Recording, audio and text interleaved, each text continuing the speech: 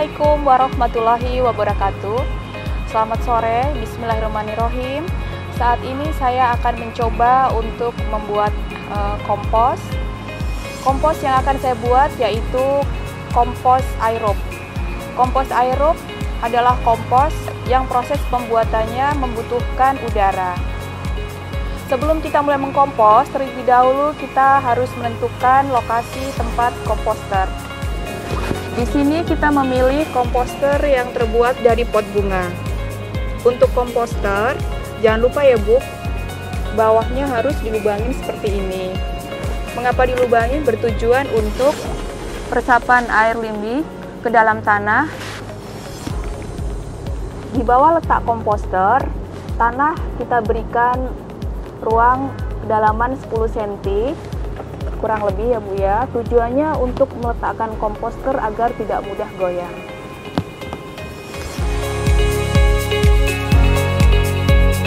Bahan-bahan yang dibutuhkan untuk mengkompos terdiri dari dua unsur. Yang pertama yaitu unsur coklat. Unsur coklat bisa kita dapatkan dari tanah,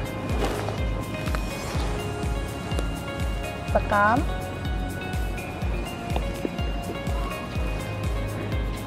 bubuk kayu,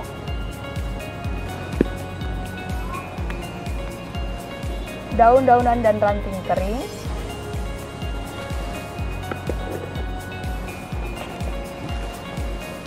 kerak telur,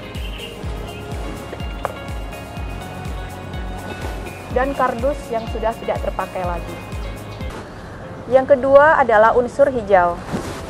Unsur hijau dapat kita dapatkan dari sisa-sisa sayuran, kemudian kulit buah, buah-buahan yang sudah busuk,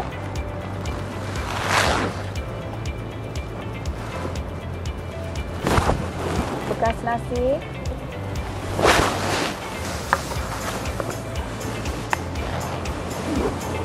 bekas dari roti, sisa-sisa sampah hewani, bisa tulang dari ayam atau duri dari ikan, dan juga daun pisang. Untuk daun pisang harus dicacah kecil-kecil terlebih dahulu karena daun pisang mengandung lapisan lilin yang susah terurai. Cangkang telur juga dapat dimasukkan ke dalam komposter, tetapi jangan lupa harus dihancurkan terlebih dahulu.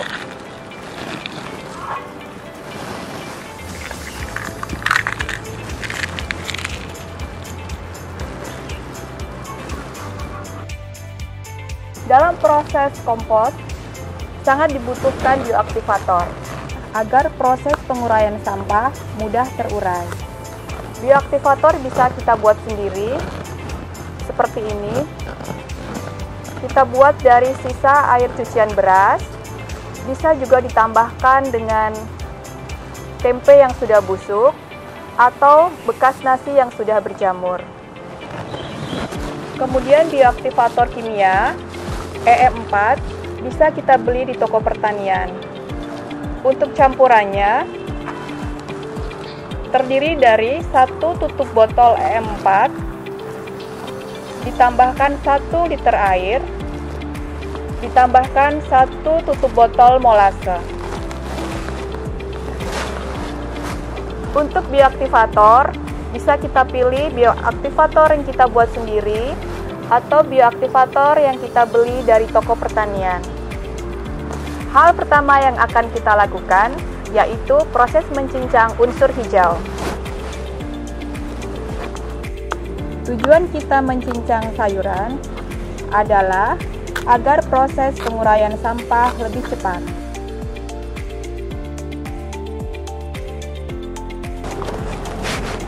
Jangan lupa untuk kerak telur kita basahi terlebih dahulu dengan air supaya kemas dan mempermudah proses penguraian.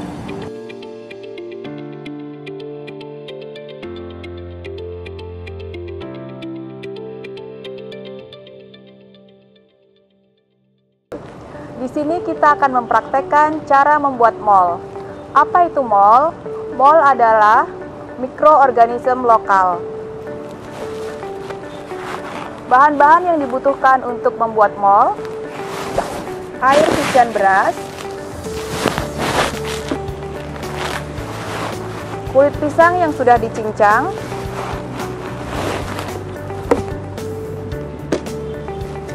yogurt yang sudah expired. Bila tidak ada yogurt, dapat digantikan dengan tape atau nasi yang sudah basi dan jamurnya berwarna orange. Pertama-tama, kita masukkan kulit pisang ke dalam botol.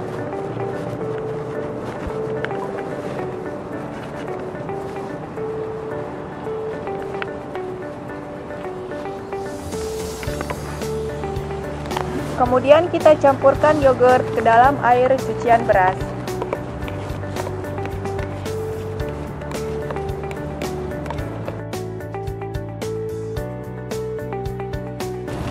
Kita aduk sampai rata dan mencampur sempurna.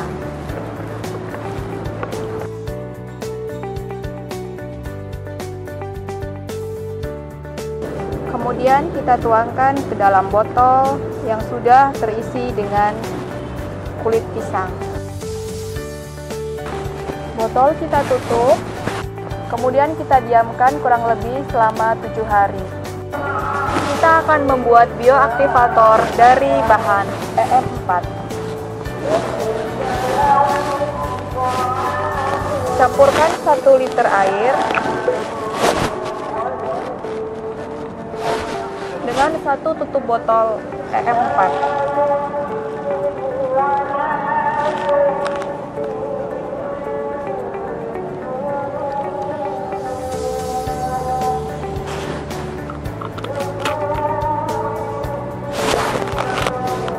Kemudian tambahkan 2 sendok molase.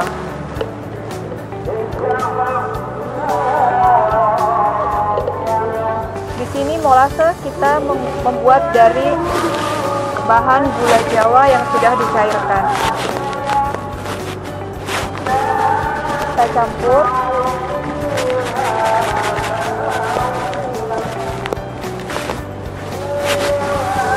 Setelah tercampur, kita pindahkan ke dalam wadah semprot.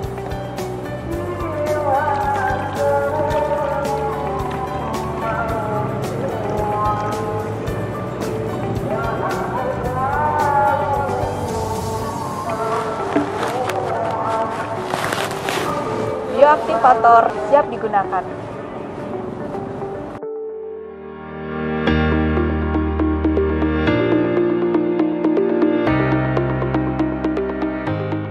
Mari kita mulai mengkompos. Pertama-tama masukkan unsur coklat. Di sini kita memilih unsur coklat dari daun-daunan kering.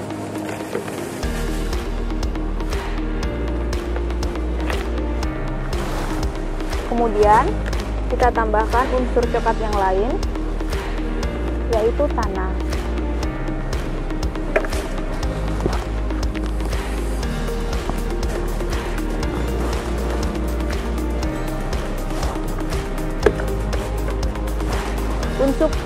Unsur coklat dapat dipilih salah satu, bisa tanah, sekam, serbuk dari kayu, kerak telur yang sudah kita basahi tadi, atau kita campur semuanya menjadi satu.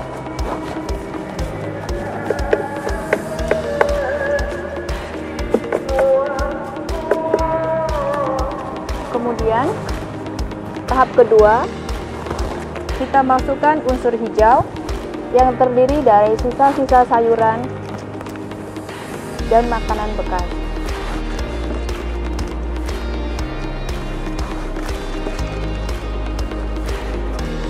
Kemudian selanjutnya kita campurkan bioaktivator.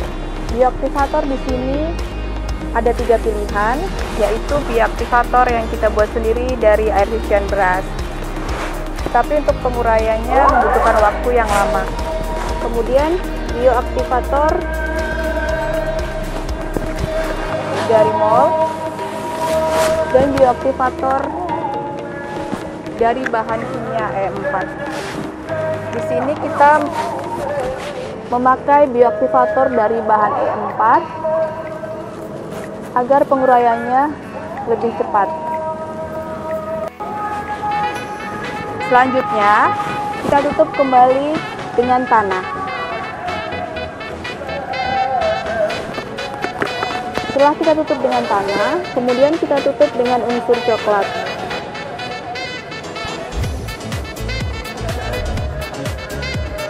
Kemudian kita tutup komposter. Setelah komposter ditutup, kemudian diamkan selama 3 hari. Setelah 3 hari, kita buka, kemudian kita aduk. Ini adalah starter kompos. Selanjutnya, setiap hari kita bisa tambahkan sampah-sampah organik, kita masukkan ke dalam komposter. Kemudian tambahkan unsur coklat. Untuk perbandingannya, unsur coklat 70%, unsur hijau 30%.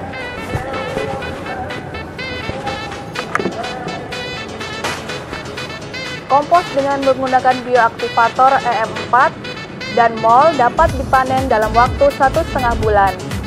Dan kompos dengan menggunakan bioaktivator air hujan beras dapat dipanen dalam waktu 3,5 bulan.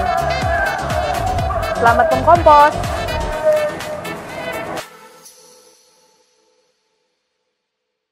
Dapat disimpulkan bahwa kompos yang diaduk lebih sering dia akan lebih cepat terurai atau lebih cepat jadi ya, seperti ini. Ini adalah yang B ya, yang B ini tadi adalah kompos yang seperti ini. Ini adalah kompos yang diaduk seminggu sekali. Ya, walaupun ini belum jadi sempurna teman-teman, tapi sudah terlihat dia sebagian besar sudah terurai ya. Nah, mengapa kalau kompos diaduk itu lebih cepat jadi? Karena kita memasukkan oksigen ke dalam komposnya itu. Jadi oksigen itu mempercepat proses pembusukan. Karena proses pengomposan yang kita buat ini adalah proses pengomposan aerobik. Artinya bakteri-bakteri yang bekerja pada kompos ini adalah bakteri yang membutuhkan oksigen. Nah, selain pengadukan, hal-hal yang berpengaruh terhadap cepat tidaknya dari proses pengomposan adalah kelembapannya. Nah, makanya perlu dikasih air ya, boleh air biasa atau air mol ya, mikroorganisme lokal atau air EM4. Di situ ada takarannya di balik label EM4 itu, nanti berapa perbandingan antara air EM4 dan juga molasenya. Nanti bisa disemprotkan ke adonan kompos kita. Kalau agak kering kita semprotkan. Terus kalau udah terlalu basah atau becek gitu, jangan ditambahin air, tapi kita angin-anginkan, atau bisa kita tambahi sampah coklatnya. Sampah coklatnya itu bisa tanah, bisa sekam, bisa daun-daun kering, bisa juga dengan kardus atau kertas-kertas bekas yang dipotong kecil-kecil teman-teman, untuk menyerap kelembapan biar tidak terlalu becek. Karena kalau becek itu cenderung bau dan malah susah terurai teman-teman. Jadi kelembapannya itu juga harus pas. Juga dibantu dengan pengadukan. Pengadukan itu kan memperlancar sirkulasi udara di dalam komposter itu kan. Jadi komposter yang terlalu basah kalau kita sering aduk dia akan lebih cepat untuk kering. Nah, yang pertama yang paling sering ditanyakan adalah tentang belatung. Gimana kalau komposter kita pada suatu hari yang tidak kita duga-duga, tiba-tiba ketika kita mau menambahkan bahan organik ke dalam komposter kita buka, loh kok ada belatungnya, ini gimana gitu ya. Banyak orang yang langsung jijik gitu, wih belatung kayak gitu. Tapi teman-teman jangan panik. Jangan panik, don't worry, be happy ya. Pertama, kita harus mengidentifikasi dulu belatungnya ini belatung apaan nih, karena ada dua macam belatung secara umum ya. Ada dua macam belatung yang sering hinggap di komposter. Nah, yang pertama itu adalah belatung lalat hijau atau lalat biasa. Ciri-cirinya itu belatungnya kecil-kecil teman-teman, kecil-kecil seperti ilustrasi ini. Nah, jika itu yang muncul di komposter teman-teman, biasanya diakibatkan dari tidak ditutup dengan baik komposternya, sehingga lalat itu bisa masuk dan bertelur. Yang kedua, mungkin teman-teman memasukkan bahan yang hewani, ya, yang mengundang lalat. Biasanya lalat itu menyukai daging-dagingan, ya. Dia suka hinggap di daging-dagingan. Mungkin teman-teman memasukkan daging-dagingan ke dalam komposter atau sesuatu yang berminyak ke dalam komposter sehingga mengundang lalat untuk masuk, ya, untuk bertelur di situ. Yang kedua, biasanya bahan yang kita masukkan itu sudah dihinggapi lalat dan lalatnya sudah bertelur. Jadi ketika kita masukkan, ya, telurnya itu menetas menjadi belatung atau larva gitu. Itu sumber masalahnya, dua sumber masalahnya yang bisa saya identifikasi. Nah, lalu yang perlu kita lakukan ketika hal itu terjadi adalah jangan langsung dibuang gitu. Ini komposnya nggak jadi, dibuang aja, bikin baru lagi. Nggak seperti itu ya teman-teman. Karena pengomposan itu adalah proses alamiah yang insya Allah pasti jadi teman-teman. Hanya saja lama atau sebentar gitu. Pengomposan yang komponen-komponennya mendukung gitu ya, itu cepet jadi. Tapi kalau yang enggak, mungkin ada hambatan-hambatan, itu jadi lebih lama, tapi bukan berarti itu nggak jadi ya. Nah, yang perlu kita lakukan adalah kita taburkan aja tanah, atau bisa juga kita taburkan kokopit ke komposter kita. Kita kenai belatungnya tuh, ditaburin gitu, kira-kira setengah senti tebalnya. Nah, lalu kita tutup lagi. Insya Allah nggak akan lama dia akan mati belatungnya. Atau kita taburi sekan bakar untuk mengubur si belatung itu. Nanti insya Allah juga belatungnya bisa mati. Kalau itu belatung lalat hijau atau lalat hitam. Nah, jenis belatung yang kedua itu adalah agak besar daripada lalat hijau, yaitu seperti ilustrasi gambar berikut ini ya. Ini adalah belatung lalat BSF atau Black Shoulder Fly. Nah, teman-teman, kalau belatung ini yang muncul di komposter teman-teman, kita harus bersyukur. Karena lalat BSF ini, belatung lalat BSF ini justru membantu kita untuk mempercepat proses pengomposan. Karena belatung itu memakan bahan-bahan organik yang sudah kita masukkan, lalu memprosesnya menjadi kotoran. Nah, kotoran belatung itu ya bagus, itu kompos gitu, udah jadi, udah terproses, sudah terurai sampah-sampah kita. Dan perlu teman-teman ketahui ya, belatung lalat BSF itu banyak sekali dimanfaatkan untuk peternakan. Jadi belatung lalat BSF itu bisa dijual teman-teman, bahkan diternakan, karena dia bisa untuk pakan dari ayam, ikan juga bisa. Karena dia proteinnya tinggi gitu teman-teman. Jadi dia bisa membantu memenuhi asupan protein dari ayam gitu, biar ayamnya cepat gede. Ikan juga. Lalat BSF itu dia tidak menularkan penyakit.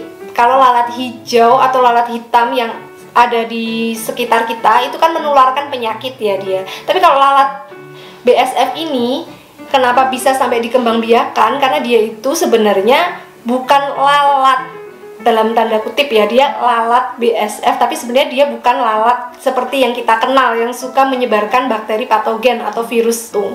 Nah, kalau teman-teman ingin tahu lebih jauh tentang belatung lalat BSF, silakan search aja dengan kata kunci belatung lalat BSF atau larva lalat BSF. Yang memiliki ketakutan terhadap belatung mungkin akan gitu ya, akan jijik-jijik gitu. Tapi buat teman-teman yang nggak takut dan teman-teman yang berpikir jauh ke depan, wah, bisa jadi ini adalah bisnis. Bisa jadi ini adalah sumber penghasilan gitu ya. Ini adalah peluang gitu teman-teman. Oke, itu tentang belatung. Selanjutnya, yang kedua adalah cacing. Nah, ada juga yang menambahkan media tanam atau tanah sebagai pengganti dari sampah coklat ke dalam komposter. Seperti saya juga sering menambahkan media tanam, khususnya media tanam bekas ya. Setelah media tanam itu dipakai untuk menanam, lalu media tanamnya itu udah berakar, banyak akarnya gitu kan. Jadi sebelum kita pakai untuk menanam periode selanjutnya, kita olah dulu. Biasanya begitu, saya masukkan ke dalam komposter sebagai tambahan dari sampah coklat untuk penyeimbang komposnya agar tidak terlalu basah gitu. Nah, biasanya di situ ada cacingnya, dan cacing itu kalau udah masuk komposter biasanya dia akan beranak pinak jadi banyak gitu. Nah, sebenarnya gimana sih kalau komposter ada cacingnya? Kalau buat saya itu tidak masalah sama sekali, karena itu bagus malah, karena cacing itu juga membantu menguraikan sampah-sampah organik yang sudah kita masukkan ke dalam komposter. Jadi jangan takut kalau ada cacing, kalau ada belatung, kalau ada hewan-hewan yang lain di dalam komposter kita. Sebenarnya mereka itu ya alami aja ya teman-teman, karena proses pengomposan itu proses yang sangat alami, yang sangat natural, terjadi di alam juga proses ini gitu teman-teman. Jadi nggak usah terlalu heboh gitu, nggak usah terlalu takut, santai aja ya, tenang. Selanjutnya yang ketiga yang sering ditanyakan juga adalah semut. Nah, bagaimana jika komposter kita dijadikan sarang semut? Baik itu semut merah, ada semut hitam, dan semut-semut yang lain. Kenapa kok semutnya itu datang ke komposter kita? Ya tentu saja karena pertama komposternya itu tidak tertutup, karena tertarik oleh sampah yang ada di dalam komposter, ya itu nggak apa-apa. Kalau buat saya adanya semut itu ya natural aja. Kembali lagi, saya nggak yang bagaimana ya, biarin aja kalau ada semut. Biasanya itu tandanya kompos kita agak kering. Ya, seperti di media tanam, kalau media tanamnya itu di pot terutama, itu jadi sarang semut, biasanya itu kering, kurang lembab. Jadi kita tambahin airnya, kita aduk-aduk, ya udah kita tutup lagi, biarin aja, nanti semutnya pergi sendiri kok. Semut nggak mengganggu proses pengomposan, itu alami aja. Terus yang keempat, bagaimana jika komposter kita ada siputnya? Baik siput yang tidak bercangkang, yang contohnya seperti ini. Nih, terutama di musim hujan banyak ya yang siput-siput seperti ini di sekitar kebun kita, dan nggak jarang dia masuk ke dalam komposter. Nah, ini juga nggak apa-apa teman-teman, nggak masalah, karena siput itu juga membantu untuk menguraikan sampah-sampah organik. Dia makan itu dan lalu menjadi kotoran. Kotoran siput itu juga nggak apa-apa, kotorannya. Tapi kalau siputnya itu memang hama pada tanaman. Tapi kalau dia masuk ke dalam komposter dan dia ikut memakan sampah organik, itu justru sangat membantu sekali. Tenang aja, nggak usah diusir, nggak usah dibuang, biarin aja, biarkan dia di situ. Yang selanjutnya, masalah selanjutnya adalah tentang bau. Kenapa kok komposter saya berbau ya gitu, sering banget ditanyakan. Nah, itu penyebabnya ada beberapa teman-teman. Yang pertama adalah teman-teman memasukkan bahan makanan yang sudah dimasak dan bahan itu busuk, kayak misalnya tahu gitu ya, tahu goreng atau tahu yang gulai tahu ya, langsung teman-teman masukkan ke situ, biasanya dia akan berbau busuk. Atau yang kedua, teman-teman memasukkan sampah hewani. Sampah hewani itu memang cenderung untuk berbau lebih menyengat daripada sampah nabati. Jadi sebaiknya untuk pengomposan skala rumah tangga, jangan memasukkan sampah hewani ya, daging-dagingan, telur ya. Bukan cangkang telurnya, kalau cangkang telurnya nggak apa-apa, tapi kalau telurnya terus dimasukkan ke dalam komposter, yaitu bau. Terus yang kedua, biasanya kenapa komposter itu berbau? Karena dia terlalu basah. Tidak seimbang antara sampah coklat atau sampah keringnya dengan sampah basahnya atau sampah hijaunya. Jadi kalau bau itu biasanya terlalu banyak sampah hijau. Nah, terus kurang diaduk. Jadi sebaiknya kompos itu diaduk seminggu sekali. Kalau saya seminggu sekali selalu diaduk, diputer gitu, biar semuanya tercampur rata, biar seimbang. Dan pengadukan itu juga berfungsi memasukkan oksigen ke dalam kompos kita ya. Jadi kalau pengomposan kita menggunakan bakteri aerob, itu memerlukan oksigen.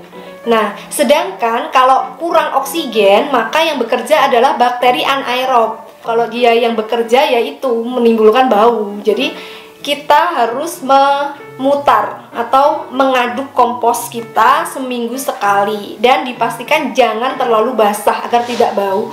Nah, kalau teman-teman tertarik untuk melakukan pengomposan yang tidak basah ya, tidak berbau dan tidak basah, teman-teman bisa mencoba metode Takakura. Tapi saya belum membuat videonya, tapi teman-teman bisa googling atau cari tentang metode pengomposan Takakura. Dia itu kering, cenderung kering dan tidak berbau. Ya, begitu ya, teman-teman. Lalu selanjutnya ini yang juga sering banget ditanyakan, Mbak, kenapa sih kompos saya lama banget nggak jadi-jadi? Nah, teman-teman, ini sudah saya bahas di video yang sebelumnya tentang pengomposan, tapi akan saya ulang lagi di sini bahwa ada beberapa faktor yang mempengaruhi cepat lambatnya proses pengomposan. Di antaranya ada suhu, terus juga ada kelembapan, ada perbandingan antara sampah hijau dan sampah coklatnya, dan juga potongan dari sampah yang kita masukkan. Jadi semakin kecil potongan sampah yang kita masukkan, maka semakin cepat ia terurai. Sedangkan kalau besar, dia akan lebih lama terurai. Jadi ada yang pernah cerita, kompos saya kok nggak jadi-jadi ya Mbak, gitu. Terus gimana sampah yang dimasukkan? Saya tanya, terus dia bilang, ya saya habis makan semangka udah dibuang aja langsung kulitnya ke dalam. Nah itu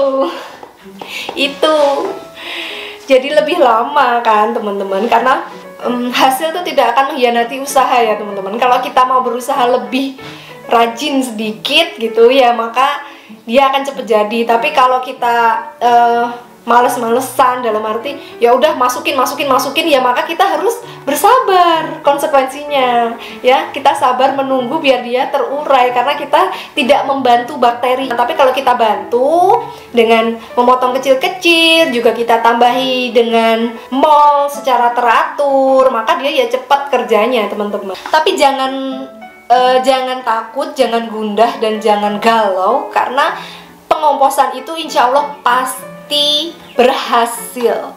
Yang namanya proses pembusukan itu proses alami. Sekali lagi saya tekankan, itu proses alamiah. Jadi semua makhluk hidup itu pasti akan busuk dan pasti akan terurai. Tinggal menunggu waktunya. Bisa cepat, bisa lambat gitu.